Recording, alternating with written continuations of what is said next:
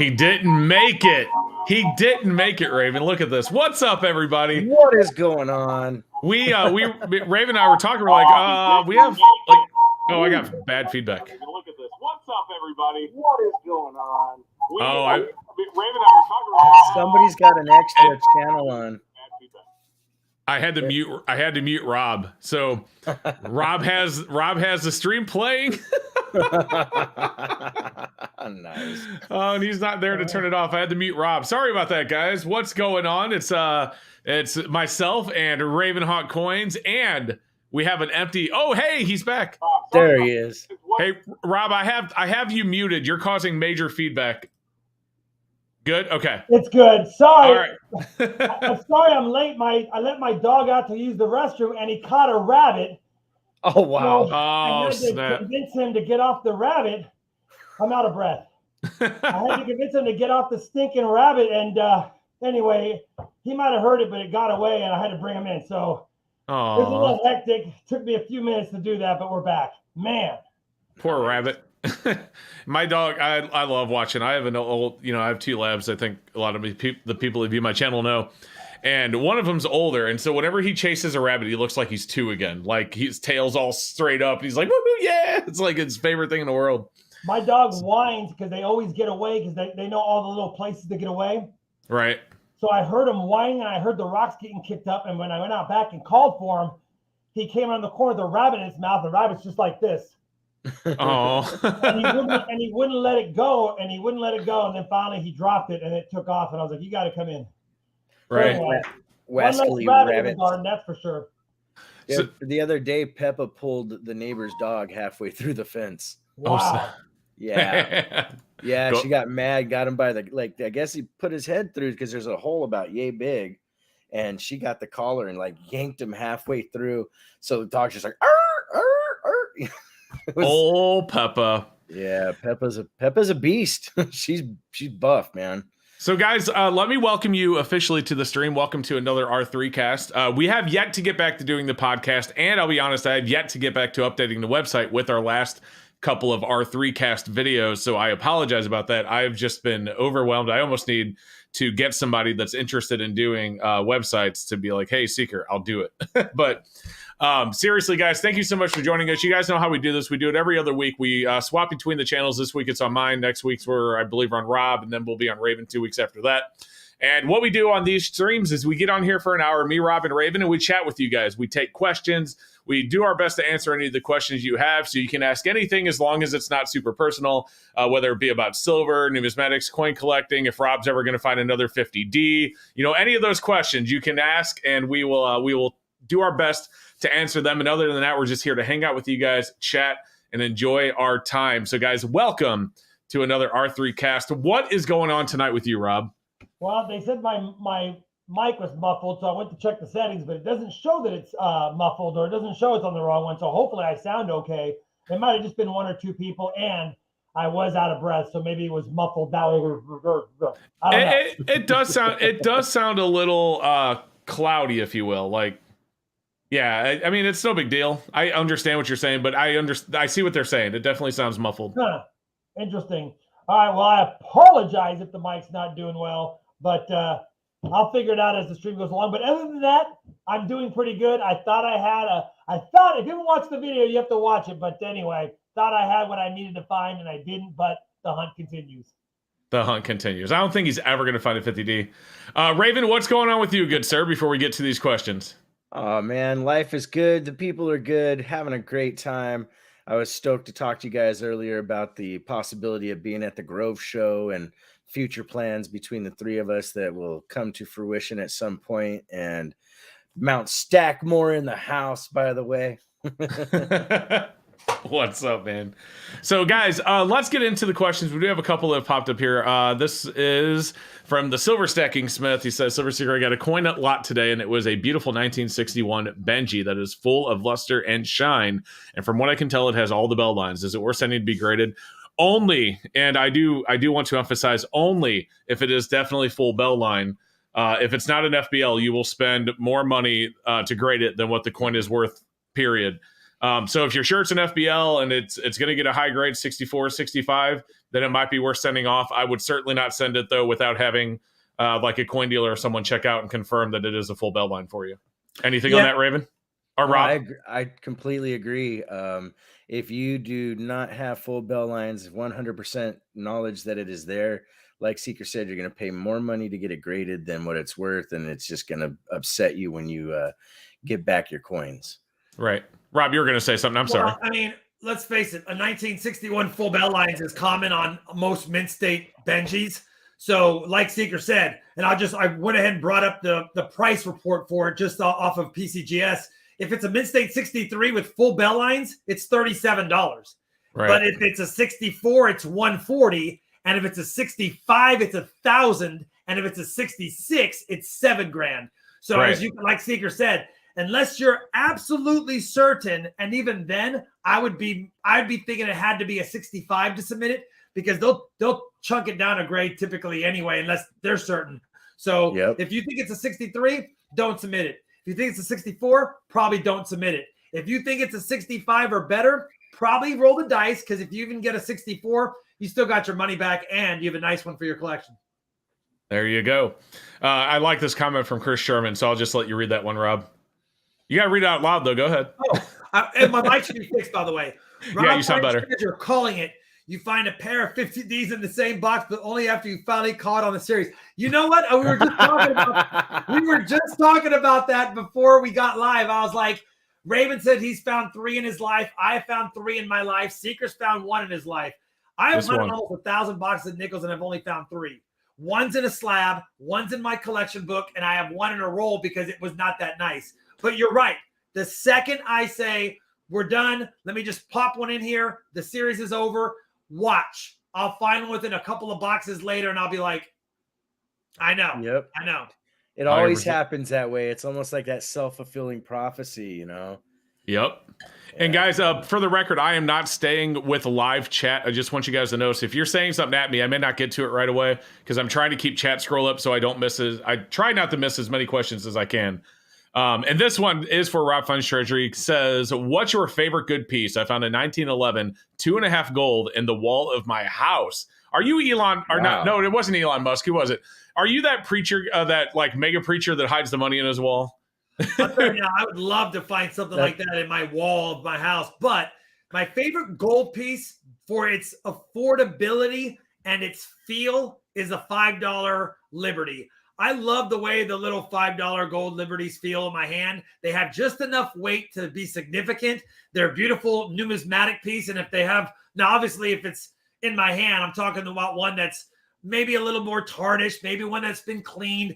I don't handle the gold outside of its encasement unless it's not something that's high lustrous mint state, of course. But $5 gold Liberties to me are nicer than the $5 Indians. I just like the way they feel. I like the way they were done. Yeah. I personally like the $5 Indians, but that's just me. I do. I have $5 Indians. I just like the $5 Liberties just a little better as far as just the way they feel and look. Look at Seaweave here. I didn't know this. I didn't know that you were allowed to swap change at a casino. Is that real? No, not on a live table. One blackjack dealer said he. So he didn't actually. You didn't actually see it. He just said. He said one blackjack dealer said he opened a roll of halves at the table and raw silver. He put 10 and the coins in his pocket. I would be blown away if they would allow that. So I don't know if I believe him, Seaweave. Prior experience as an actual pit boss working for Harrah's, no. You can't do it on a live table. Now, here's the thing. If you have a really cool pit boss, you could turn to the boss and say, hey man, can you call up surveillance and maybe I can get something special for this. But the rule of thumb at Harrah's is you give it to the guest. Guest has first dibs on everything, and you can't take live money out of your pocket as a dealer on a table. It's just against the rules. I'll tell you right now, Raven, let's say you sat down at a blackjack table that was dealing with dollar coins, and you happened to put the $20 bill up there, and they handed you 2 rolls, and they opened them, and they all were Morgans. Would you cash out, or would you gamble with them? I'd take off with them as a guest. Take off with them. No questions. I'd be like, later. Thank you. I'm ahead. Yep. I would, yeah, I'd be gone. You just made me a fortune, like. Hey, listen, you're at the casino. You won. See ya. Yep. Joe Minnick says, is stacking silver bullion better than collecting constitutional coins? Joe, I'll try and stab at this one, and then Rob and Raven can go. But in my opinion, it depends on what you like. If you like constitutional coins, then definitely do that. Now, when you say constitutional coins, are you talking about like circulated constitutional coins, like just regular dimes, quarters, and half dollars? If so, I consider those still silver bullion anyway. But if you're talking about collecting as in getting one of each of the dates and putting sets together and things like that, it really just depends on what you like. Rob? Well, I mean, I've said it before and I'll say it again. I mean, Seeker's absolutely right on if you're purely stacking, then bullion's probably good to go grab and get. But if you are a collector, you have some numismatic sense to you, and or you just want the chance of hedging on the amount of premiums that you've already paid for the silver you're buying, to me, going out and buying junk silver, if you will, and I know everyone hates the term, but remember, 90% silver is classified as junk silver. That's just what it's called. But if you go out there and you buy those, you always have the chance, of finding better dates, key dates, or things that have numismatic value in addition to their silver content.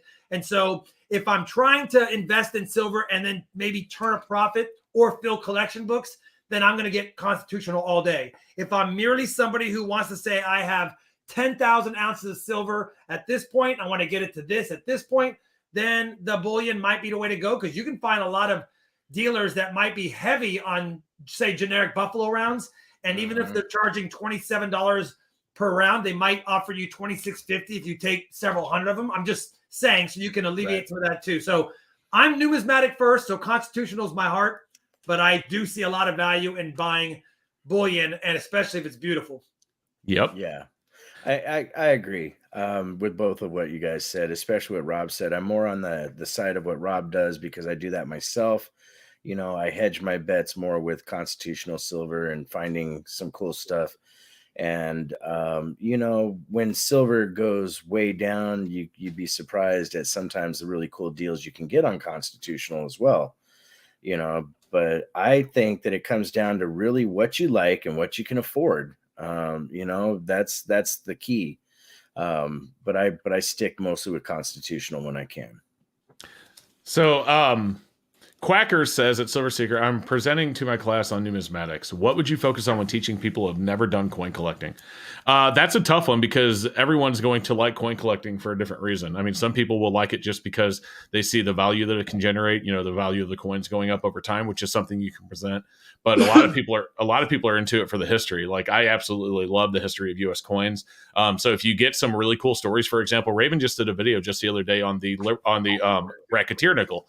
If you've never heard that story, that's a fantastic story to tell in a numismatic setting. So yeah. You guys want to chime in on that? Go ahead, Rob.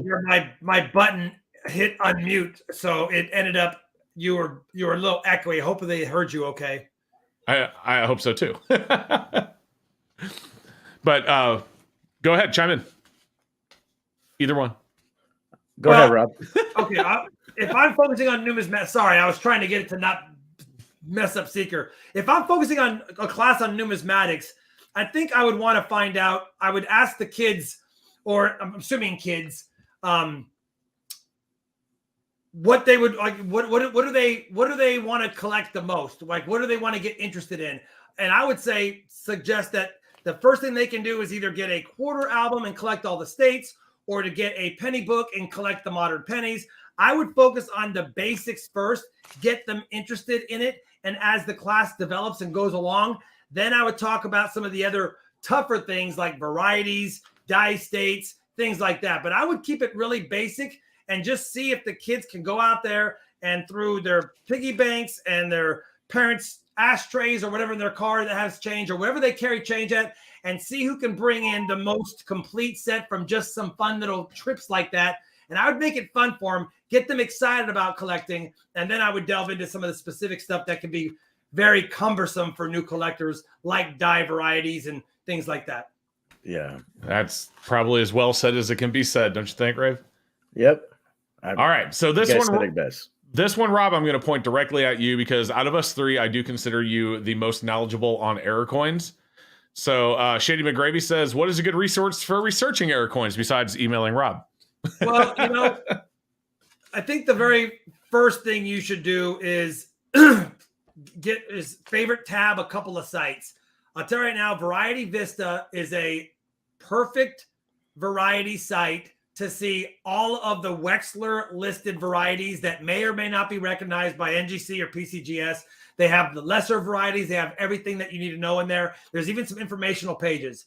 So I would have Variety Vista as one of my favorited tabs, and I would refer to that. If I see a coin that likely has something that I've never seen, the first thing you want to do is bring up Variety Vista, bring up that coin, and see if anyone in the world has already had it Wexler verified.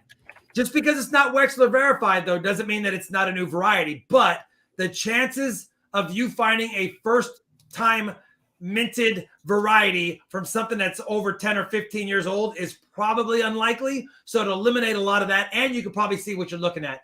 Variety Vista is a great resource. It's my number one resource for most of my, I hardly use it anymore, but when I first started, it was what I referred to a lot. The second source is I would go to those Coin Talk, cointalk.com. There's a huge forum out there that you can submit pictures, and experts and so-called experts, you got to be wary of some people that don't have great feedback on that, but most of the experts will respond pretty quickly. And if there's excitement about your topic, it'll hit the top of the board, and there'll be a lot of people chiming in, and you can get a lot of information about what you got. And I think that's the top two sites I would use in general. But most importantly, you want to make sure you familiarize yourself with what is double die versus machine doubling, because that's the number one thing I get asked all the time. And I hate to break hearts, but they send me pictures. I'm like, no, that's die deterioration doubling, or that's strike doubling, or that's machine doubling. That has nothing to do with a doubled die strike at all. And so I would learn that first and foremost, and then have those other two sites as my go-tos. That's what I would do. And of course, you want some in-hand stuff, then you can use the Red Book. You can use the Pocket Change, the Areas to Look For book. There's a lot of other resources, but when it's free online, why spend money? Fair enough. So this one, Raven, we'll just let you read that and answer that one. Ravenhawk Coins was last night's box, the biggest silver haul you have ever found. It was so fun. Not my absolute biggest, but one of the top three. I've had some boxes that just were insane in the past. I don't remember the numbers offhand, but that box last night for a one box search was nuts. We had 44 40%ers and 5 90%ers. And a Benji sandwich. Yeah, and a Benji sandwich. Matter of fact, the Benji sandwich was a club sandwich situation because it also had a 40%er in there with it. That. Which I feel bad I wasn't at that stream now. I probably need to go back and watch it. Hey, was that... Excuse me. Sorry. Was that yellow boxes or black boxes? That was the black roll double stack. Oh, sad. I don't have a way to get those right now. It's been, you know what though? It's been really difficult, man. We ordered 6 boxes and got 1. Oh, I know. Trust me. It's so random. It doesn't matter. I get it. I was just like, where's my piece of that? Doug Wagoner says, in your opinion, why isn't silver going up as crazy as the market is? You know what, man? Doug, there's a million answers to that. And the truth is, I don't have an official answer for you. I think silver should be higher than it is right now. I don't think it should be as high. And I've said this in 1,000 videos. I don't think it should be as high as a lot of the crazies. Oh my God, silver's going to the moon. We're all going to be gazillionaires people. But I do think it probably should be in the 30s right now, just based on what everything else is doing in the market. And I tell you what, it was really sad to see. If you look at spot today, it was really sad to see silver down 3% and gold up like a half point. I'm like, what? Why is gold's going up? I mean, it wasn't quite a half point. It was like 0.3% that it was up. But either way, silver's down almost a full 3% and gold's up 0.3%. Like, what is this? They're supposed to at least move together. But yeah, today was goofy. I don't know. Rob, Raven, anyone want to chime in on that one? That's a question that's impossible to answer, in my opinion. You know, one of the things I look at is the interest in the average person's the average person's interest in silver. And I'll tell you, when silver was going nuts last January, the amount of people, the amount of Google trend searches was more than 5 times the historical high for silver since Google was created.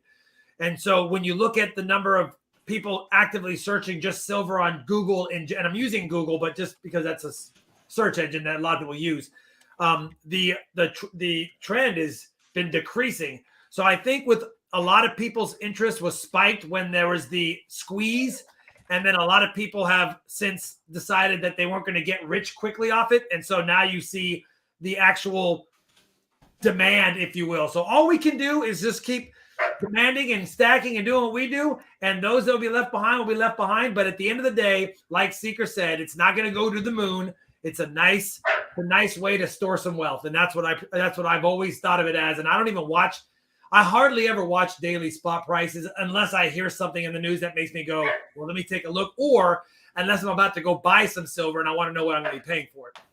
Right. Yeah. Sorry, I think go ahead. a lot of people got into the FOMO, fear of missing out, when it came to the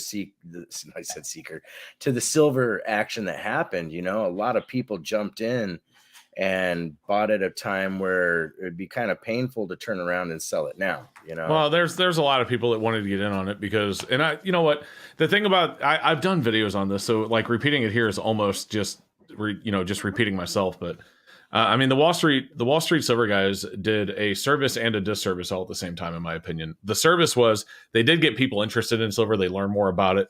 Unfortunately, the disservice is a lot of those people believe that it was going to be the next GameStop or AMC or the next Bitcoin, and they were going to make a ton of money on it. All of us that have been stacking forever, I've been stacking for, I can officially say, decades now, plurally, is we know that's not how it works. And so it was very unfortunate to see this many people get into it. And for what I call, and I've said in many of my videos, for the wrong reasons, and then get burnt. And then what's really sad about it is they buy in, silver drops, premiums are coming down. They have no way to get their money back out of it for what they spent in it. Now they're just burnt on silver at all. So they're just going to get out and not come back at all. Whereas if they would have got in the right way, they'd probably still be interested in stacking because they're stacking for fundamental reasons. So yeah, definitely get jaded by something like that. And it was marketed in a way that, like you said, this is going to be the next GameStop kind of thing. And it's like, no, you can't do it that way. It's got to happen naturally. And I do want to say to, I'm sorry, go ahead.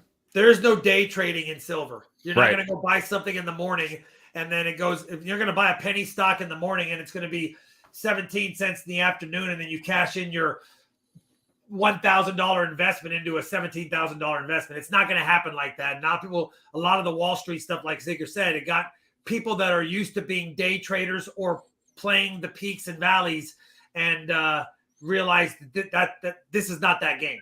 Right. Yep. I do want to remind people that if you're adding me, because on the right side I see a bunch of orange popping up, which is at Silverseeker. I'm going to miss it. So if you guys are talking directly at me, just to tell you, like, I'm going through the chat slowly because I'm trying to hit as many questions as possible in the order they came in. Right now, my chat time slot is 7:09, which is 14 minutes behind live. Like, that's how far up the list I am. So if we're probably gonna miss questions tonight for that reason. But as always, guys, we do these every 2 weeks unless something comes up and we have to postpone it. Generally, we do these every 2 weeks. So if I miss you tonight, make sure you're back in 2 weeks on Rob's and ask it again. We'll get to it.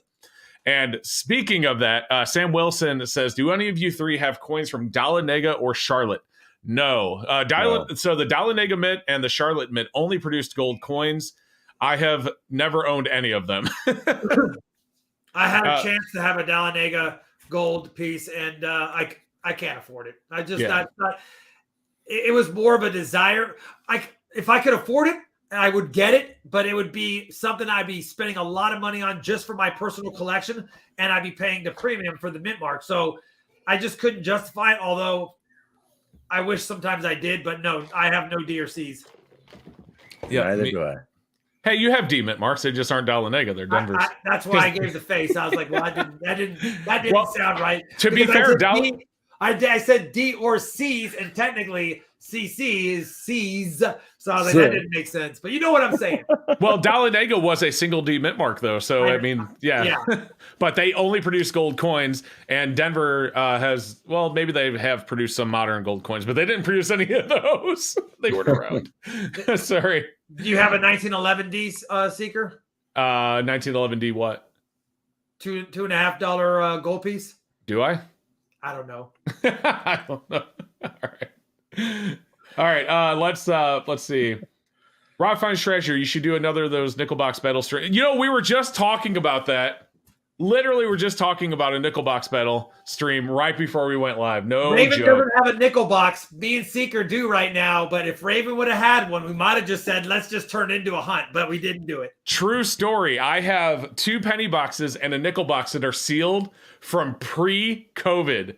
That's how little I have hunted nickels and pennies lately, because I got them to do battles and stuff with Rob and stuff, and then they're still there, like pre-COVID. Like I picked these things up like January of 2020. I mean, COVID had technically hit, but there was no lockdowns or anything yet. Everything was normal still. Hey, so the next stream's on Rob's, right? Yeah, 2 weeks on the rotation. So maybe we'll do it by then. I'll try to get my hands on a nickel box.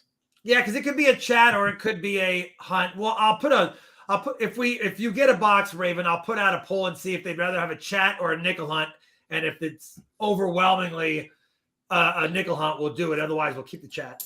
Sounds good. So, Silver Seeker Rob, with the potential of a Silver Surge coming soon, I mean, there's always a potential of a Silver Surge coming soon. Everyone's always saying it. What price point would it take for you guys to completely dump your stack? There is no price point that would make me completely dump my stack. I don't stack for that reason. Would I sell some of it at, a pretty high price point? Yes. I mean, that'd be a lie if I didn't say it. But to say I'd sell everything, I can promise you I would not sell everything. I would not dump my stack. None of my numismatic stuff would go, but a lot of my generic stuff, let's say I have a monster box of generic, I probably would sell that. But it depends on why it gets there, though. Like, we've discussed this before. If silver gets to, and I'm not one of the $100 an ounce, $200 an ounce, $1,000 an ounce people, but if silver were to hit $100 an ounce quickly, I mean, it's probably going to be because of a financial collapse more than it's just going to be because of trading, which means I probably wouldn't want to have dollars. Like if the value of the dollar is dropping so quickly that silver skyrockets to $100 an ounce, why the heck would I want to stack those? I'd probably want to keep my silver. But anyway, that's my opinion. Raven, you have one on that? I'm the same way. I keep my numismatic stuff because, I value that quite highly. I'd get rid of a lot of the junk. I'd get rid of stuff that was hard to sell. Right. Because, hey, people have shot it up that much, but you can't get rid of your entire stack. You definitely need to hold on to some stuff because you just never know what's going to happen. You might need that silver for other purposes. True story. What is your opinion on stacking war nickels? I mean, I have an opinion on this, but I've always went first, even though it is on my channels. That makes sense. But Rob, you go. So I look at stacking war nickels as an entry level type way to start stacking. So let's say you can go to because you can pick those up at almost melt in most places. So let's say you decide that you want to go pick up as much war nickels as possible on a budget. Then you can stack those and even 40%ers. And let's say you delve into those at first. Then if silver were to go up a few bucks, just a few bucks, I would then consider trading in my war nickels and my 40%ers towards 90s and probably get the price I paid at melt or just above melt for those. And now I can afford to get the 90%. Even if it went up a little bit, I could probably afford to get it. It's something that I would consider doing, but stacking is not the right term for war nickels or 40s. For me, it's just the only reason I carry those is I like to have them on hand. I like the way they look. They're not something I would stack per se. I would use them as an entry level into stacking other things as I could afford it. Okay, fair enough. Raven, you want to chime in or you want to move on to the next one? I agree with Rob on a lot of his points. And one of the things is the war nickels and 40%ers are an excellent way for somebody to hustle themselves into getting better silver via box hunts. Hunts. Because you can't go wrong. You paid 5 cents for something that's $1. $1.20 or whatever war nickels are at right now. 40 percenters are, man, I remember you used to be able to get a roll of BU 40 percenters for like $35. Now you can't touch a roll of 40 percenters for less than like $70. So there's a nice opportunity there, especially if you can find them for face value, because you're literally spending 5 cents and 50 cents and turning around, like Rob said, hustling and flipping that to 90% silver is a very, very smart thing to do. Yeah, I would, and Raven, that's a great point. Is one of the reasons I have coin roll hunt. I mean, at the end of the day, getting myself silver nickels and silver 40 percenters at 50 cents and 5 cents, and then be able to take at the end of the year my jar and cashing it in for silver that I want to collect or stack is amazing. Yep. There you go.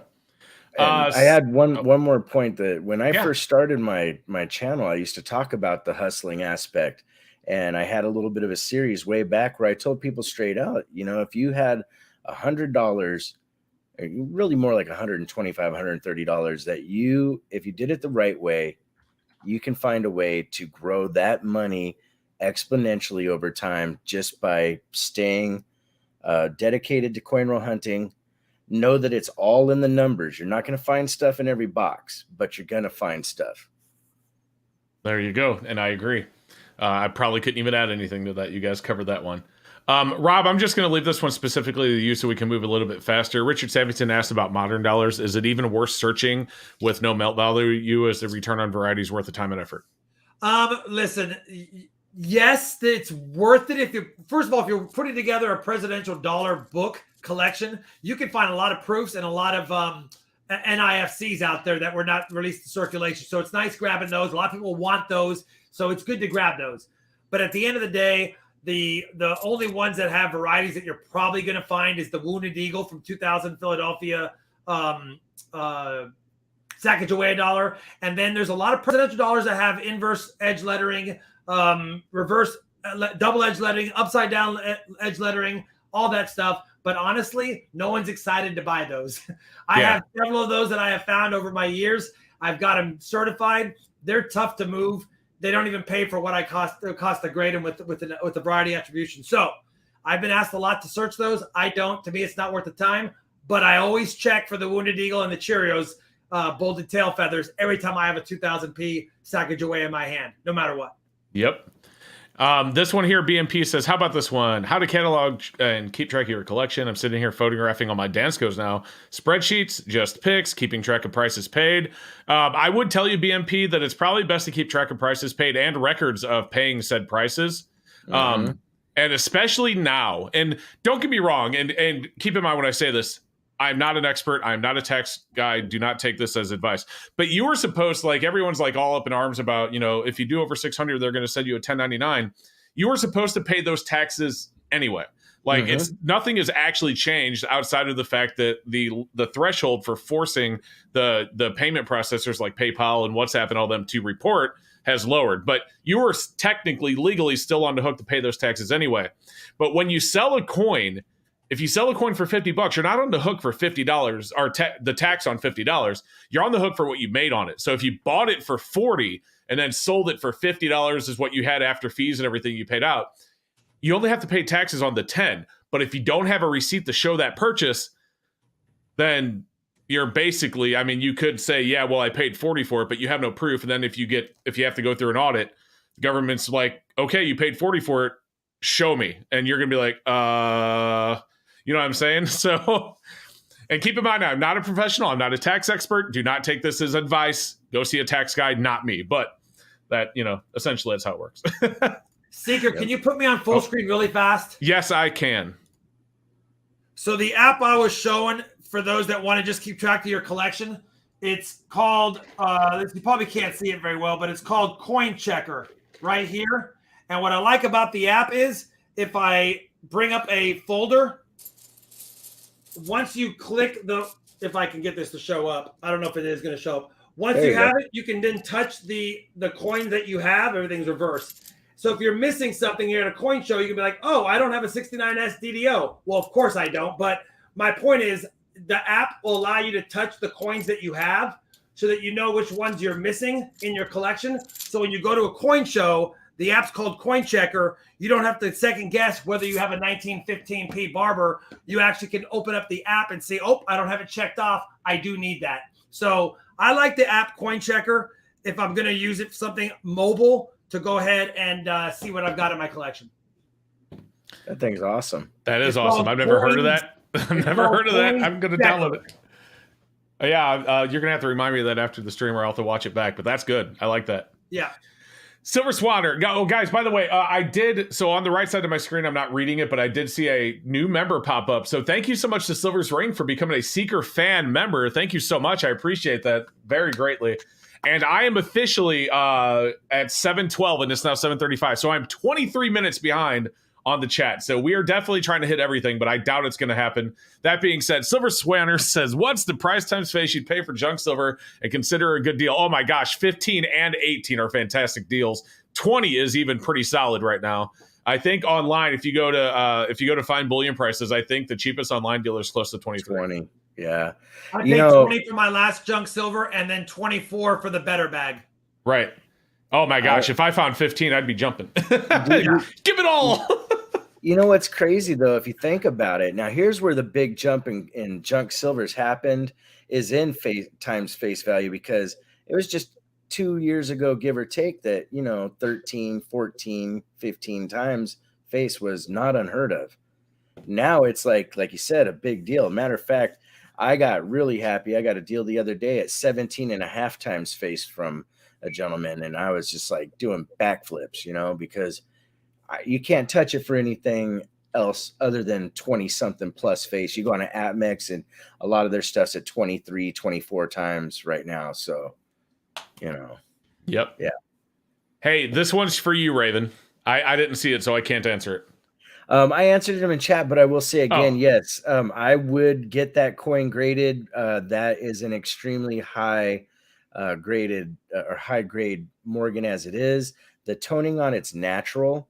The story behind those Morgans, that I've only let a couple of them go that I have, but it was an older gentleman that had bought them all in PCGS and NGC slabs, cracked them out of the PCGS NGC slabs to put them in flip, the 2x2s, so that it fit better in his album.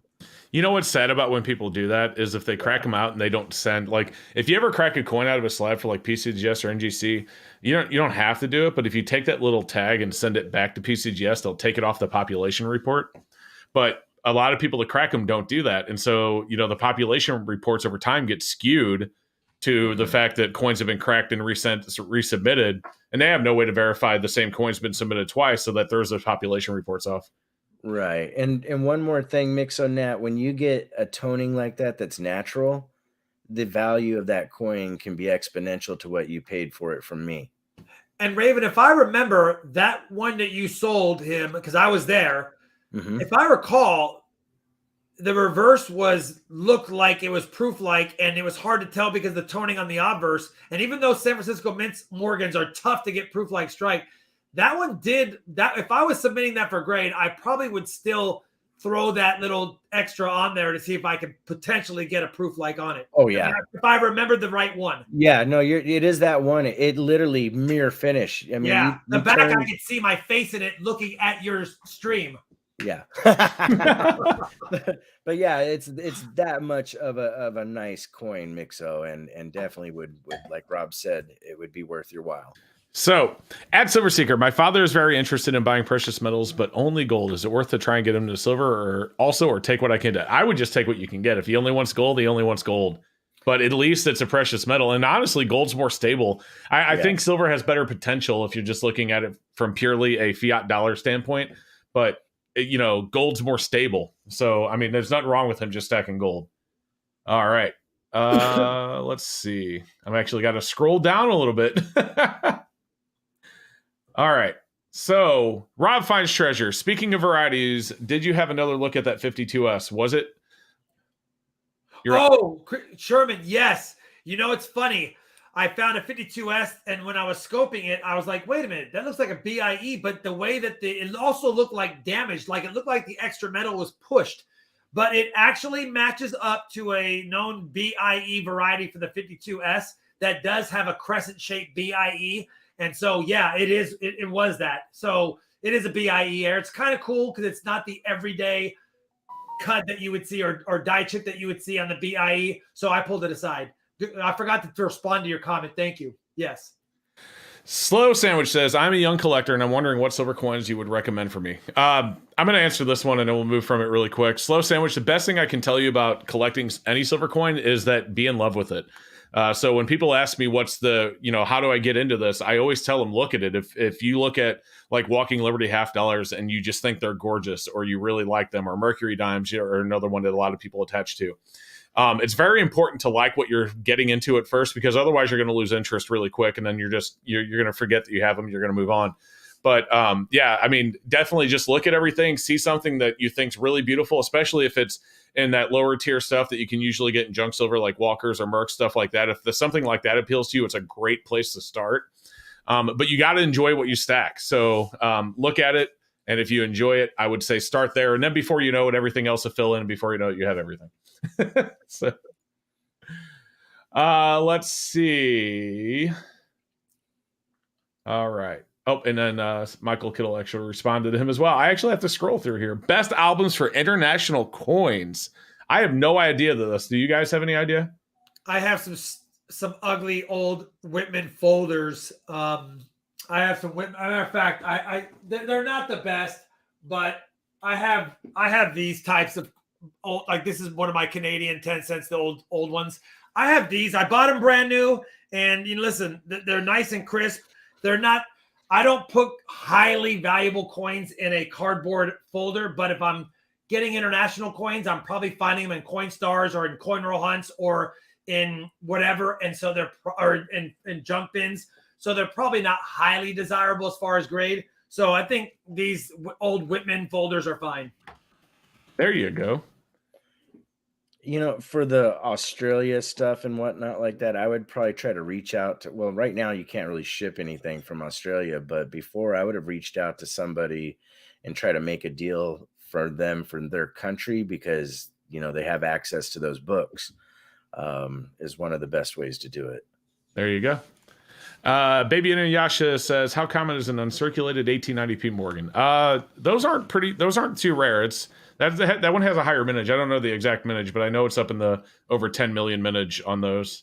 Well, they're saying an uncirculated. Now, if I recall, the 1890p jumps exponentially once you get into mint state. I could be wrong, but it's ringing a bell in my mind that you have to, once you get in the MS60 and above, those are hard to find in high grade, or at least their value jumps in high grade. You probably could bring it up faster than I could. But I just pulled up Gray Sheet. I know it's Morgan's started on page 89, so it was quick to get there. The 90p doesn't jump really until, 63 is higher than the average. Your average 63 for your common date is 68. And that one's 80 at 63. It goes to 125 at 64, 650 at 65. Okay, so it really, 65. Yeah, it really starts to climb at 65 plus. So when it's a gem uncirculated, right? That's when it jumps up big time. There you go. Let's see. Oh wow, take a look at this. It's just a comment, but I just got a 1952 PF67 Superbird. That's cool. That is cool. If you watch if you watch my BU quarters rare varieties video, I found a Superbird and I submitted it for grading, and I got a grade back on one of my PCGS videos for it. It's the Superbird. If you don't know what it is, guys, it's literally a dropped S on the chest of the eagle on the reverse. Looks like he's Superbird, basically. Yep. John Schmidt says, any thoughts on the big drop in crypto? Surprising or not? Not to me, but I'm not a big crypto fan. I'm not surprised. Crypto's a gamble. There's the opportunity to make a lot of money on it is there, but at the end of the day, it's just a gamble, in my opinion. Listen, it's a typical retrace based on the Fibonacci scale. And if you sit here right now and you were to start doing some dollar cost buying right now over the next couple of weeks or next couple of months, it's going to have another surge back up. It won't hit it's not going to hit the high 60s on Bitcoin, for example, but it's probably going to get in the mid 50s. So if it was me, I would buy a little bit a week if I could afford it, and then ride it out to the next increase like it's going to do. It's going to do. That's just you, and at least between me and you. I'll pass. Hey, listen though. At least it's not NFTs. You guys know my thoughts on NFTs. Did I ever tell you my thoughts on NFTs or even I put it in that video, but it was closer to the end of the video. NFTs are like this. Imagine I'll put it in a very PC version, but imagine you're married, right? You're married to this beautiful woman, but she's going around town kissing all the other guys, and you can do nothing about it. But you have the marriage certificate. That's your NFT. Yeah, non-physical. That's funny, man. Have you got me? Have you seen that there's a 1943 bronze cent at the GC right now? It's sitting at $200K. The gumball cent. Wow. Wow. $200K. Man, that's 43 bronze. I mean, that's what? How many of those exist? Like less than 20? Is it? Do you know the number? Yeah, it's small it's population. Literally like 12, 5, and 1. So what?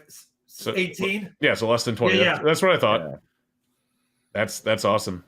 I see a lot of fake. You know what? A lot of people find fake 43s that were 48s carved or 45s changed, but I have never. It's one of my dream fake coins to find roll hunting. I want to find one that's faked.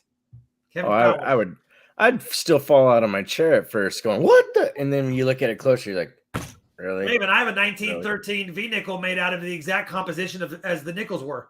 Nice. It's just not a real one. Not a real one. Kyle Preston says, "Where's the best place to get dated silver rounds? I want to get 5-ounce ones with 2022 dates for wedding gifts." I actually don't know.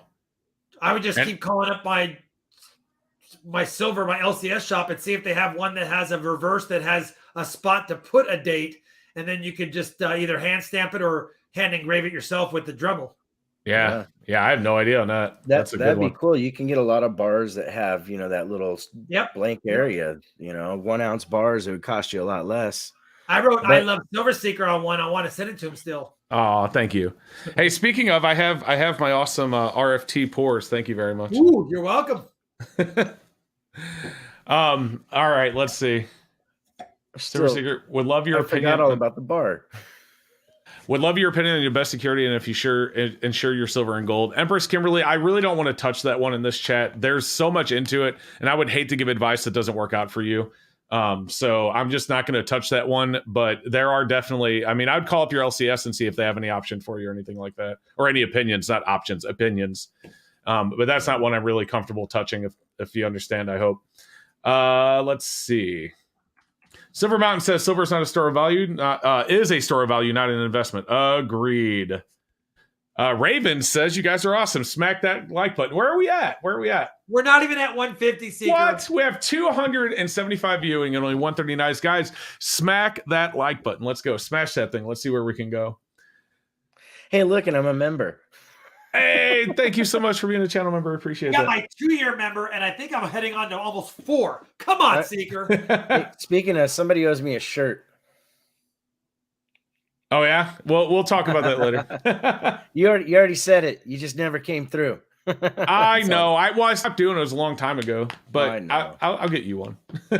You know me. I love teasing you, man. I know. Let's see. I was able to get a box of pennies last week circulated. No new coins in my area, says Richard Sappington.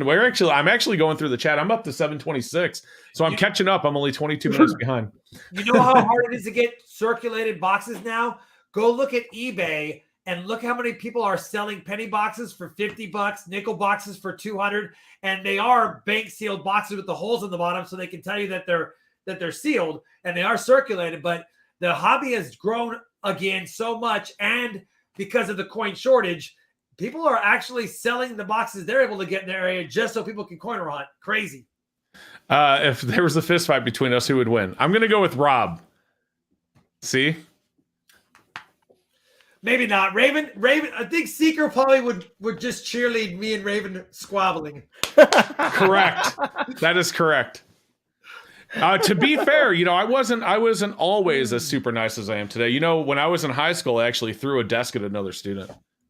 That sounds scary. Seeker was that big kid in the class that was just quiet, and then when he got mad, he got mad. They said something very negative and how do you say, unscrupulous, I guess, about my sister, and so I lost it. Anyone who uses the word unscrupulous is not a fighter.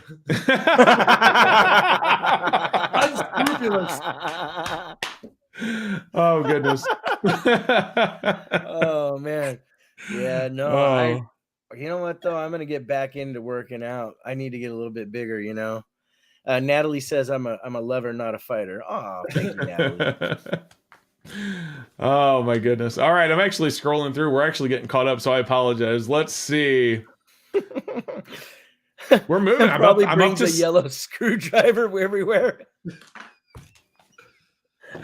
Seeker's out stabbing people. It's I'm messed up. sorry.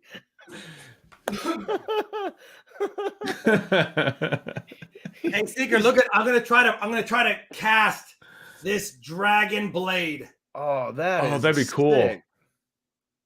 Dude. No You know, way. I got Rob. And it is sharp, but it has. I don't know if you can see it, but it has etching I'll be of right dragons. Yeah. No. Oh, that this is so thing cool. Ridiculous. Hey, I finally got the Silver Ring becoming a channel member. Silver Ring, thank you so much, by the way, for becoming a channel member tonight. That is awesome. Are the goldbacks a scam, not worth it in parentheses, or would it be better off buying grams or 1/10,000th at a time? Goldbacks, I did 2 videos on those. They're cool to collect. I would not buy more than one of each for my personal collection, just to say I have them because they're really neat. The art's really cool. But I would not stack them. They are not a stacking item. Hey, you know what? You guys have these awesome nice. blades. Check out my little Branson pocket knife. Whoa. See? Yeah, that's right. Hey, Rob, when Focus. When There I you finally go. get to come hang out with you, then See you that? should cast this one too. Oh, This thing that's is- a nice dragon blade. You know what I should do Hey, is I'm cast gonna both pull- dragon blades. yeah. I'll I've had cut this- you, fool. Yeah. I'll cut you, fool. I've had this for a long time. This thing is so sharp that I'm afraid to actually do what I'm doing like this, because if it slips, it's gonna cut you. But Nice. yeah, man, that would be an insane pour for both of those knives. And yours might be a little easier to cast because it has less intricacies, but still great detail. Yeah, I've had that since 97. my favorite dagger. Silver's ring says, since all nickels are now worth 6.4 cents in melt value, would it be a good idea to just buy a couple boxes and stack them in a closet? That depends. If you have the space and you want all the weight, I would not do it. I think Rob and Raven are expensive. Like, I do stack the copper pennies, and let me tell you, it's getting to be a thing. Like, if we were to move tomorrow, I would have to have a U-Haul just to have guys lift all the penny boxes I have now. But it's all copper, and at least those I'm getting 3 to 4 times face value. On a nickel, to get a cent and a half and tie up $100 a box, man, I'm tying up a lot of money. It's like holding on to a worthless $100 bill that's not a rare star note. It adds up quickly. Yeah. Yeah, I couldn't do it. There's just so much weight and so much room that it takes up. It's just almost not worth it. Unless you think nickel's going to triple or quadruple in price, then maybe. But I'm waiting for silver. I'm waiting for the silver reserves to run out, and then they have a boom in the economy that needs it, and there's not enough of it. Brad, this one's for you, Rob, from Brad. I'm sorry you can't do it right now, Brad. I know a lot of banks are clamping down on coins, but man, just keep trying, brother. Eventually, you'll walk in a bank, they'll have some boxes, and you'll be happy. I found one silver dime for 15 times face at the Grove Show last year in a half off box. Hey, there you go. You never know. You get lucky, right? Hey, you never know what's in the junk bin. That's why I always, and you know what? If you want to search foreign and junk and token bins, there's a lot of dealers and a lot of people that don't even really know when something's 10% silver, 28% silver, 36% silver. I have been able to cherry pick, knowing what silver compositions of some countries are, a lot of junk bins, and gotten it at face value, basically. And check this one out. If you know Russian coins, there's a lot of times platinum ends up in junk boxes too. Yeah. Isn't that crazy? It is. It's way crazy. I've actually, my dad, when I was younger, ran across some Russian coins, and he was like, "These are pretty cool. They look really nice." And come to find out, yeah, they were platinum. Yeah, I haven't checked for those, and I'm sure I've given away some platinum Russian coins at some point. But see, Wow. even I don't know. C'est la vie. I didn't know that either. Old Rattler holders Rattler holders. I read that as Rattler. Anyway, have serious premiums for Morgans. I think they're annoying because the coin has to be wiggled to get straight. Well, if you want to get them straight, but you're right. I love Rattlers. I absolutely, they're just the coolest slabs. So, and you're right. They all have premiums. Even the smaller stuff, like even the Mercury Dime and Rattlers, get a little bit more of a premium than modern slabs. Well, we know that. Oh, go ahead, Raven. Sorry. I was just going to add to the Rattlers because a lot of times those Rattlers, you can send them in and get them regraded for a higher grade because they're at a time when they graded in a different system. Yep, they were much more strict on grading back then. So that's part of the reason they carry the premium is because there's a lot of people who go down around buy old Rattlers, at MS63 knowing it's going to get 64, 65 if they resubmit it. That's exactly what I was going to say is go to a coin show and pick up as many. Learn the Morgans that are one grade off of being worth a lot more, and then cherry pick those Rattlers out. And a lot of times, even though you're paying the premium, if you can get it resubmitted for a higher grade, I mean, you're in the big money in some cases. Yep. Chai says, "Can you put a vote for Silver Seeker to grow his beard so he can look cool like he's?" We've tried. Seeker just won't do it. But hey, you know what? Seeker, you know what you can do? You can get a bandana. Mrs. Seeker won't allow me to do it even if I wanted to, but I don't want to also. So it's kind of and Seeker's safe. He made a bet with me a while ago when I said let's grow our beards out. He goes, "I'll tell you what, you grow your hair out and then I'll grow a beard." But I got enough for both of you. You do have enough for both of us. I'll donate for you. If you guys want to get some hair plugs, I'll a Rattler Train Walter Dawn is an old PCGS graded coin, and it's old. What do they call that kind of font on there? There's a name for that green bar, the paper that they used to load in there. Anyway, it has old font, and it's just the coin doesn't fit perfectly, so it rattles around. Yep. Still trying to find out if y'all refine silver. No one here does. No, the process to refine it does. Yeah, Street Tips is awesome. Street Tips is great. Yep. If you guys haven't, I mean, he's probably never heard of me, but I'll still plug him. If you've never heard of Street Tips, check him out. That channel is great. Like, it's a fun channel to watch. Heck yeah. Let's see. Does Silver Seeker have a sister in real life? I do. I actually said that's why I threw that desk when I was in high school. Let's see. I did get suspended for that, by the way. I tell you what, I will tell you. You guys want to hear a funny story? If you want to hear a funny personal story from when I was in high school. The longest suspension I ever had, and the maddest my parents ever got at me, was for a high school prank that I thought was great. We had three lunches during fourth period, A, B, and C lunch, and I was in B lunch, so our class was like half the class, then go to lunch, and half the class. It was the dumbest thing ever, but that's how it worked. Anyway, we all went to lunch, and then I walked back to my classroom with the group that was coming back, and no one noticed, and I walked right back into the classroom, and I managed to super glue all of my teacher's stuff to her desk. It was great. That's awesome. You want to know how I got caught? Principal wasn't the dumbest guy around. He was pretty slick. So he walks in the room, closes the door, and said, "All right, hands on your desks." And sure enough, I did get super glue on my fingertips. So my parents had to pay for the desk and to replace all the books and everything. And of course, I was suspended for a week, and it was hilarious. So, but the laughter in the class, it didn't matter. That's one of my fondest memories of high school. Like it sounded like a stadium. They were laughing so hard. Heck yeah, it was worth the suspension. It was worth everything. So, anyway, I don't recommend doing that. By the way, okay. Me and an ex-girlfriend of mine. I was actually 1 year out of high school. She was a senior. And we went to the biggest rival of her high school. I'm not going to say the names of the schools because, then that you're still innocent right now. That's why. Right.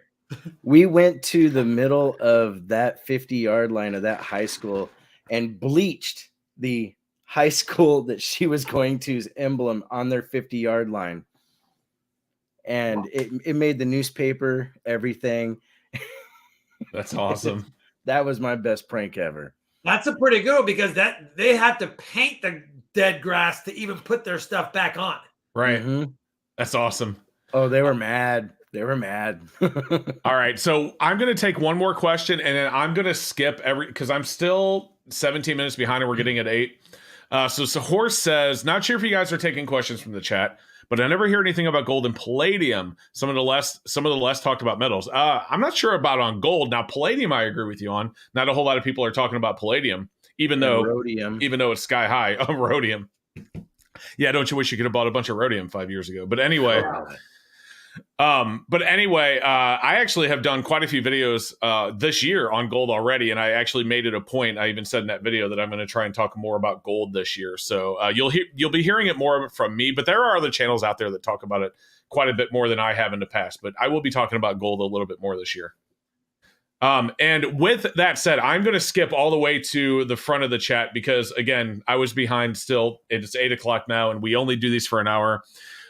So what I wanted to say is, if we missed any of your questions, which we probably did, given that I missed 13 full minutes of chat, we will be doing this again in 2 more weeks on Rob Finds Treasures channel. So if you aren't subscribed to Rob, if you aren't subscribed to Raven, the title of this video and in the description, you can actually click their names because they're highlighted. It takes you to their channel. Make sure you subscribe, hit the notification bell so that you don't miss notifications when we do the next one of these.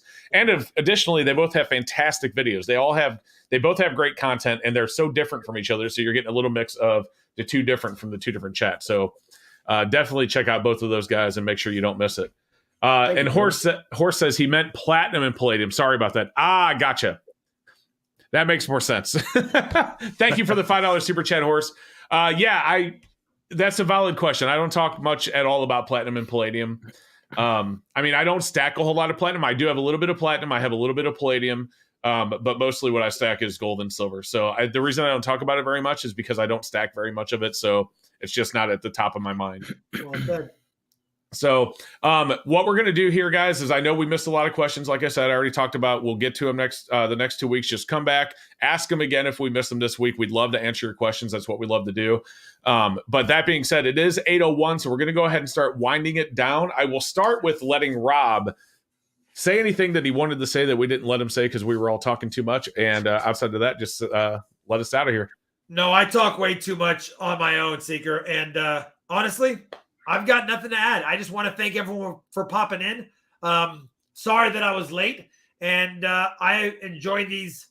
Every time we do these, I'm always on a high afterwards because I'm like, it's fun spending time with Seeker and Raven. But and more than that, it's great spending time with 250 to 300 of you that decided to spend an hour with us on Monday. So thank you very much. Absolutely. What about you, Raven? Honestly, like Rob said, these are a lot of fun. I love the interaction with everybody in chat. We get great questions, and it really makes it to where I look forward to the next show in 2 weeks on Rob's channel. And I can't wait for Mount Stackmore and the Grove show. Looking forward to it. I hope you can make it, man. Seriously. Me too. I'm really trying. I'm really going to try. I'm thinking that it's going to be a good thing because, we were talking earlier about COVID numbers changing and stuff. And, that's my biggest fear is that COVID. So, right. Well, I will take us out then. Like they said already, guys, listen, thank you so much for being here. I love doing these as well. I love chatting with you guys. I love doing my best to get to as many questions as possible. And the beauty of taking your questions, it makes these things go so smoothly. We don't run out of things to talk about because you guys always give us something to answer, something to talk about. And so these are fun. They're kind of like podcasts, but they're so much better because you guys are involved. So we're glad you were here. And again, thank you so much. And I look forward to seeing you guys here in a couple of weeks. You guys have a fantastic night. Peace.